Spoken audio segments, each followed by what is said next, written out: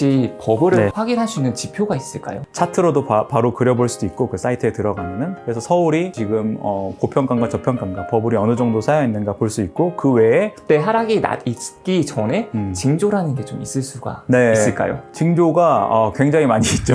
많이 있는데. 그 중에서 가장 중요한 지표를 네. 좀 설명해 주실 수 있을까요? 네. 지금 집값 상승세가 계속되고 있는데 네. 한편에서는 또 거품이라는 말들이 많이 있어요. 혹시 지금 부동산 시장이 거품일까요?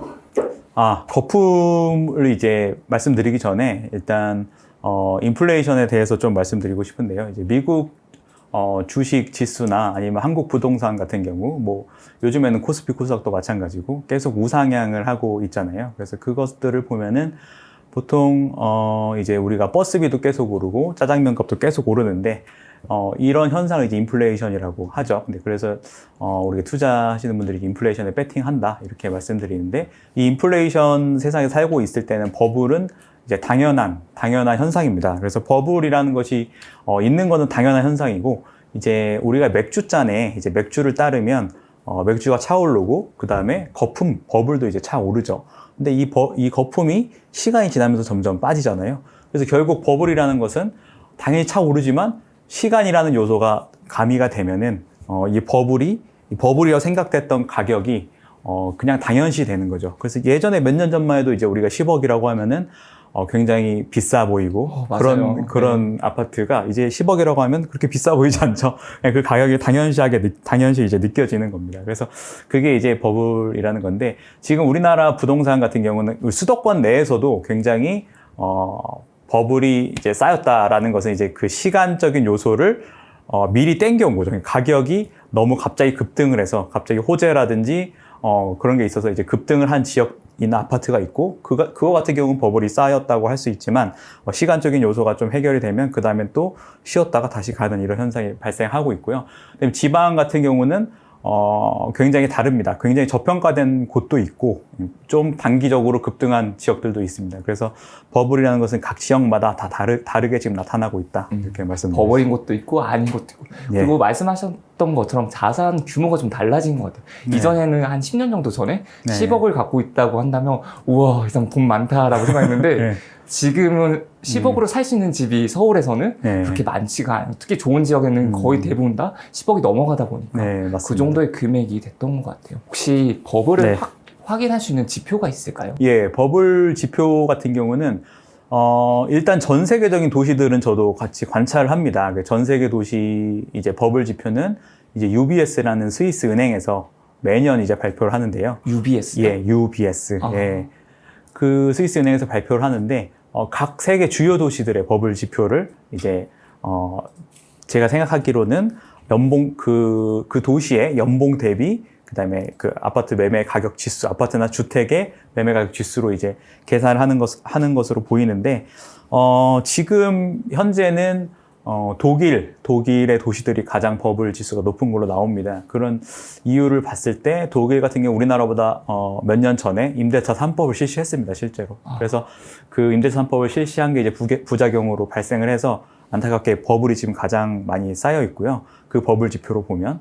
그 다음에 사실 그전에는 영국이 버블이 많이 쌓여 있는데 지금은 독일보다 더 이제 해소가 됐어요. 그래서 어떻게 해서 해소를 시켰나 봤더니 영국 같은 경우는, 영국 런던 같은 경우는 특히 이제 외부에서, 우리나라도 요즘에 중국 분들이 많이 투자를 한다고 하는데, 외부에서 런던 같은 경우는 투자자들이 많이 들어왔겠죠. 그래서 네. 이제 외국인 세율을 높였습니다. 외국인 세율을 높여서 투기 수요를 좀 차단을 했고, 그 다음에 내국민들한테는 양도세 같은 것들을 좀 완화를 시켜줘서 좀 내국민들한테 완화시켜주고 반대로 외국인들한테는 세율을 높이고, 거기에 더불어 이제 공급도 주요 도시들에 이제 하면서 지금 버블이 좀 낮아지는 현상을 보고 있거든요.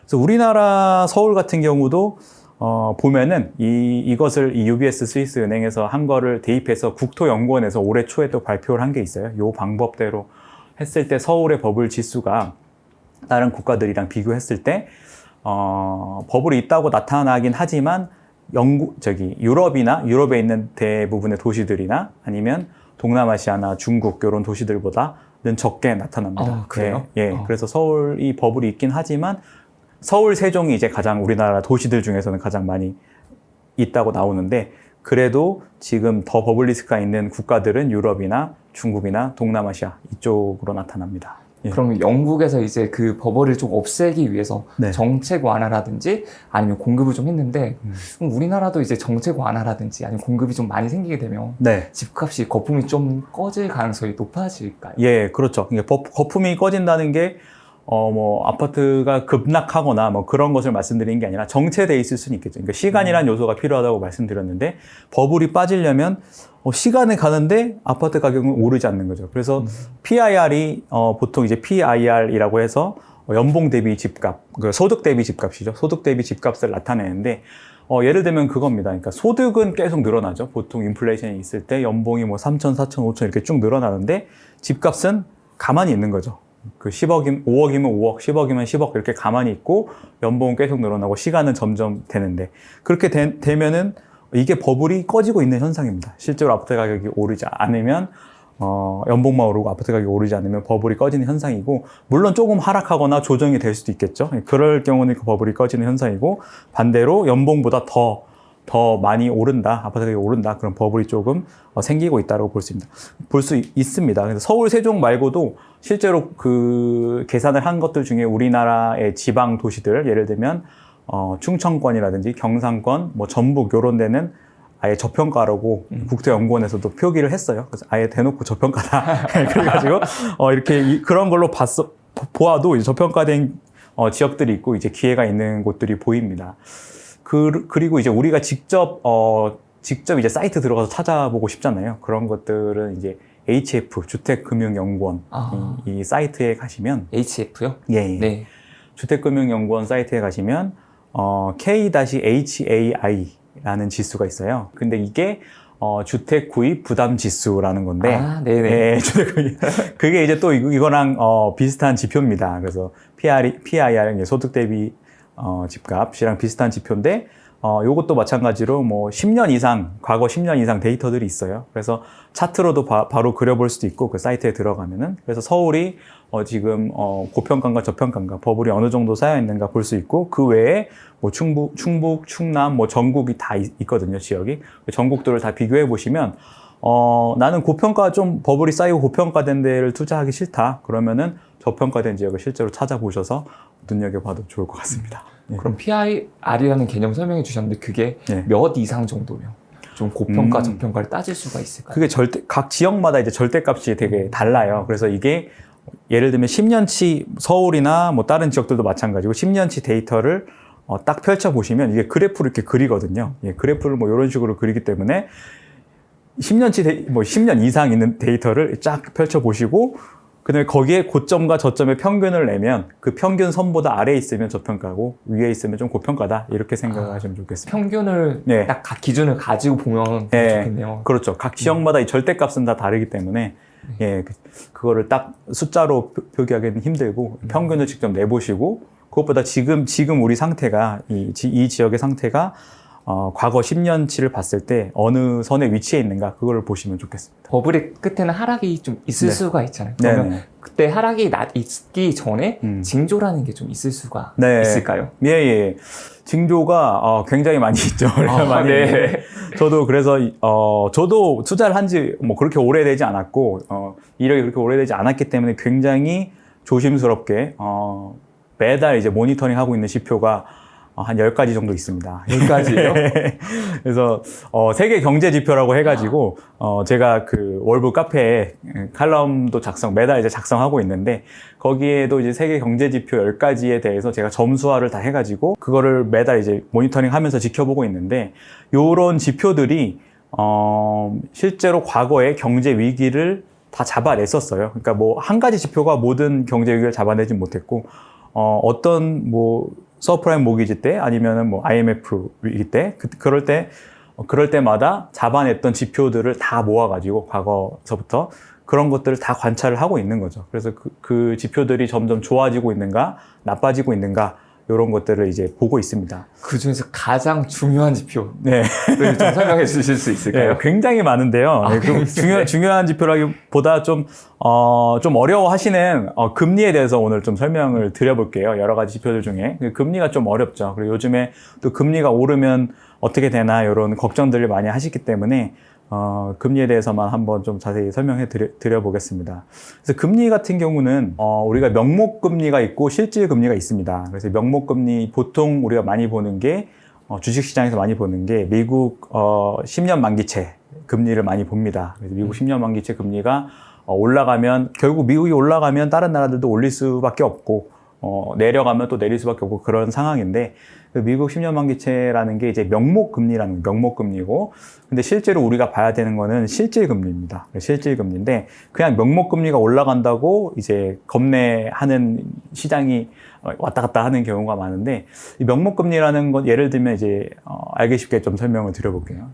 명목금리가 지금 미국 10년 만기채가 1.6%라고 한번 가정을 해보겠습니다. 1.6%고 그 다음에 인플레이션, 기대 인플레이션이라는 게 있어요. 인플레이션이 매년 어느 정도 성승률을 보일 거다. 그래서 뭐 짜장면 값이나 뭐 버스비, 지하철비가 한 2% 정도, 지금 한 2.4% 정도 오를 거라고 이제 발표를 합니다. 뭐 미국이든 각국 전 세계 정부에서.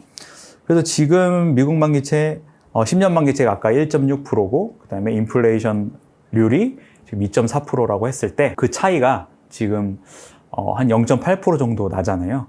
근데 지금 미국 만기채에 이제 내가 돈을 맡겨놓으면 1.6%의 이율을 주는데 인플레이션에 관련된 투자 자산, 주식이나 부동산에 투자를 하면 그 정도 기대, 2.4% 정도 기대 이율을 받을 수 있는 거죠. 그렇다면 이제 돈은 어디로 갈까요? 그렇죠. 부동산이나 주식으로 가는 게 더 우선시 될 것 같아요. 예, 그렇죠. 그렇기 때문에 지금 투자 자산으로 이제 돈이 몰리고 있는 거고, 주식이든 부동산이든 지금 양쪽 시장 다 그렇게 되고 있는 거고요. 그래서 만든 게 이제 실질금리라는 겁니다. 실질금리가 이 지금 명목금리 빼기 인플레이션율입니다. 그래서 명목금리 빼기 기대 인플레이션을 하면 요게 지금 마이너스잖아요. 네, 지금 마이너스죠. 네, 마이너스니까 지금 실질금리가 마이너스 금리라는 말이 거기서 나오는 거고 지금은 실질금리가 마이너스고 계속 하향하는 추세에 있습니다. 그래서 명목금리가 오른다고 겁내하지만 사실은 지금 인플레이션 더 가파른 속도로 올라가고 있거든요. 인플레이션 조금 더 올라도 마이너스 금리는 그렇죠. 유지가 되는 거네요. 그렇죠. 지금 계속 마이너스 금리가 유지가 되고 있죠. 유지가 되고 있는데 반대로 그러니까 제가 명목금리가 올라간다고 겁내하기보다 이제 실제로 실질금리, 이 인플레이션율을 뺀 게 올라가기 시작해서 이게 플러스로 전환되고 그래서 상승 추세를 보인다. 그러면 이제 좀 조심해야겠다. 이렇게 보고 있습니다. 거기에 더 앞서서 이제 금리가 더 오르게 되면 명목 금리보다도 이제 실질 금리까지 해서 지금 물가 상승 플러스 지금 명목 금리 플러스 한 것보다 더 많이 오르게 되면 그때부터는 이제 플러스 금리로 돌아가는 거니까 그렇죠. 그때부터는 좀 조심을 해야 되겠네요. 예, 인플레이션이 막 무한정 되진 않을 거잖아요. 인플레이션이 뭐 2.5%, 근데 이게 뭐 10% 될 리는 드무니까. 그래서 한 2.5%에서 인플레이션은 지금 머물러 있는데 금리가 2%, 3% 이렇게 올라가면 그때부터는 이제 플러스가 되겠죠. 그래서 금리가 너무 인플레이션율보다 더 많이 올라가게 되면 그때는 좀 부담도 될 거고 돈들이 또 안전자산으로 쏠릴 거니까 그때 좀 조심해야겠다. 이렇게 그렇게 되면 부동산 가격이 좀 영향을 받을 수도 있겠네요. 그러면 고수분들은 이런 말씀을 많이 하시는 것 같아요. 하락장에서도 돈을 벌고 상승장에서도 돈을 번다는 그런 게 많이 하신다고 하는데 하락장 때 그렇게 부동산을 통해서 돈을 좀 벌 수 있는 방법이 있을까요? 예, 하락장 때는 위기를 또 이제 잡아내는 게 중요하니까 그 중요한 지표 중에 이 금리를 가지고 또 볼 수 있는 게 시간차와 지역차로 볼 수 있습니다. 그래서 시간에 따른 차이, 그러니까 금리라는 게 아까 10년 만기채만 말씀드렸는데 이게 뭐 20년짜리도 있고 2년짜리도 있어요. 이 10년 만기되는 그 금리, 10년 만기채 금리와 2년 안에 만기가 되는 굉장히 단기죠. 단기적으로 만기가 되는 2년 만기채가 있는데 요거의 차이가 장단기 금리차라고 들어보셨죠? 많이들 나오는 건데, 이 장단기 금리차가 실제로 경제 위기를 많이 잡아냈어요. 요 장단기 금리차라는 지표가. 그래서 아까 말씀드린 그 실질금리도 우리가 직접 볼 수 있지만, 이 장단기 금리차라는 게 어떻게 잡아냈냐면, 장기금리 이제 10년 만기채와 단기금리 2년 만기채가 있는데, 어느 게 더 이율이 높아야지 정상일까요? 당연히 장기가 더 높아야 되지 않을까요? 예, 그렇죠. 그렇게 해야 장기를 넣지. 아, 장기가 그렇죠. 더 높으면 무조건 단기로 넣지 않을까요? 예, 맞습니다. 예. 당연히 그게 이제 정상적인 이제 생각을 한다면 그게 맞습니다. 그래서 장기 10년 빼기, 장기 금리 빼기, 단기 금리 2년짜리 금리를 빼면 그게 바로 장단기 금리 차라는 건데 그게 플러스가 돼야지 이제 정상이겠죠. 플러스가 돼야지 정상인데 요게 이제 마이너스가 되면 단기 금리가 오히려 장기 금리보다 높아진다는 뜻이거든요. 비정상적인 현상이 지금 일어난다면, 만약 일어난다면 그게 이제 시장에서 지금 시장이 불안하다, 시장이 지금 정상적이지 않다, 이거를 감지한 거거든요. 감지를 하고 이 장단기 금리차가 마이너스로 가고 이 마이너스가 코로나 때는 다행히 거의 0 마이너스 찍자마자 바로 다시 올라왔거든요. 근데 그 전에 사례들을 보면 한 6개월 정도 지속이 됐어요. 그 장단기 금리차 장단기 금리차가 역전되고 한 3개월에서 최소 3개월에서 6개월 정도 지속이 되고 나서 그 뒤에 경제 위기가 쫙쫙쫙 왔었거든요. 아, 장단기 금리가 역전이 되는 경우가 네. 흔한 경우가 아닌데. 네, 흔한 경우가 그런 아니죠. 경우가 있으면 꼭 그 뒤에는 네. 좀 위기가 왔던 네, 거네요. 그렇죠. 아, 그거 진짜 그 지표를 잘 보고 있어야겠네요. 예, 그 지표가 이제 그런 그 시간 차이에 의한 금리 지표고요. 근데 지역 차이도 있어요. 지역 차이라는 건 뭐냐면 우리가 그 미국 뉴욕에서 돈을 빌리는 그 이율과 영국 런던에서 돈을 빌릴 때 비슷해야겠죠? 아, 그렇죠. 이율이. 예. 다르면 그쪽으로 돈이 몰리겠죠. 예, 그렇습니다. 근데 요게 이제 서로 못 믿는 거예요. 서로 못 믿어서 금리 차이가 생기는 겁니다. 금리 차이가 생기고 그렇게 되는 거를 잡아낼 수 있는 지표가 이제 테드 스프레드라는 지표가 있습니다. 그거는 그 지표도 있고 그다음에 또 은행끼리도 돈을 빌려줘요. 은행끼리도 금리 차가 이제 크게 발생한 지역별로, 그러니까 예를 들면 미국의 뭐 뱅크 오브 아메리카나 이제 독일의 도이치뱅크가 있다고 하면은 서로 원래는 지금 뭐 친하게 지내서 은행에서도 사실 우리가 돈을 예금을 하지만 그 돈을 다 갖고 있지 않습니다. 돈을 다 갖고 있지 않고 한 몇 프로 정도만 갖고 있고 은행도 뭐 투자하고 대출해주고 하면서 이렇게 있는데 보통 위기 때 뱅크런이라고 하죠. 사람들이 은행을 못 믿어요. 위기가 시장이 불안하고 하니까 사람들이 다 은행 가가지고 내 맡겨놓은 돈을 한 사람만 뭐 몇 명만 몇 프로만 달라고 하면은 줄 수 있는데 한꺼번에 여러 명이 한꺼번에 가서 다 달라고 하면은 파산하는 거거든요. 그렇죠. 예대마지만 남겨놨을 텐데. 그렇죠. 그래서 요거를 다 갖고 있지 않으니까. 그럼 은행의 신용으로 이제 먹고 사는 그건데 그 신용이 깨지는 순간 이제 망하는 거죠. 그래서 은행끼리도 서로 빌려줍니다. 미국에 있는 은행, 한국에 있는 은행, 독일에 있는 은행 이렇게 다 빌려주는데 그래서 이 은행 간의 금리 차가 이제 레포 금리라는 건데 이 레포 금리가 이 금리 차이죠. 이것도 금리 차이인데 이게 확 튈 때가 있어요. 이게 확 튈 때가 바로 코로나 때도 그랬고 서로 못 믿는 거죠. 난 도이치뱅크가 파산할 것 같아. 금리가 차이가 난다는 거죠. 그렇죠. 서로.